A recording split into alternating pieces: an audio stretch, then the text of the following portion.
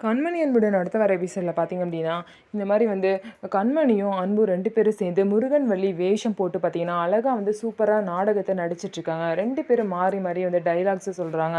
அவங்களோட அன்போட அண்ணிங்கலாம் பார்த்தீங்கன்னா, இவங்க எப்படி இவ்ளோ இதா வந்து டயலாக் சொல்றாங்க? ஒருவேளை காதுல ஹெட்ஃபோன் மாட்டியிருப்பாங்களோ அப்படின்னு சொல்லிட்டு கேட்குறாங்க. அதுக்கு வெண்ணிலா சொல்றாங்க, "அதெல்லாம் ஒண்ணும் இல்ல.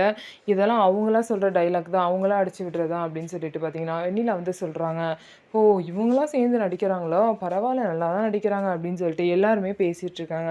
அதுக்கப்புறம் பார்த்தீங்க அப்படின்னா, அவங்க 2 பேரும் நடிக்கிறத பார்த்துட்டு பார்த்தீங்கன்னா, வெண்ணிலாவுக்கு அதுக்கப்புறம் அன்போட அன்னைக்குலாம் சுத்தமாவே புடிக்கவே இல்ல. ஆனா கண்மணியோட வீட்ல பார்த்தீங்கன்னா, எல்லாமே அவங்க நடிக்கிறத பார்த்து ரொம்பவே வந்து சந்தோஷப்பட்டு பார்க்குறாங்க. இன்னொரு சைடு பார்த்தீங்க அப்படின்னா, அந்த நாடகம் நடிக்கிறதுல வந்து கண்மணிக்கு வந்து பார்த்தீங்க அப்படின்னா, அன்பு வந்து தாலி கட்டுற மாரி ஒரு சீன் வரும். அந்த சீன் வந்தோனே வெண்ணிலா ரொம்பவே வந்து டென்ஷன் ஆயி அந்த இடத்த விட்டு கிளம்பி போயிடுறாங்க.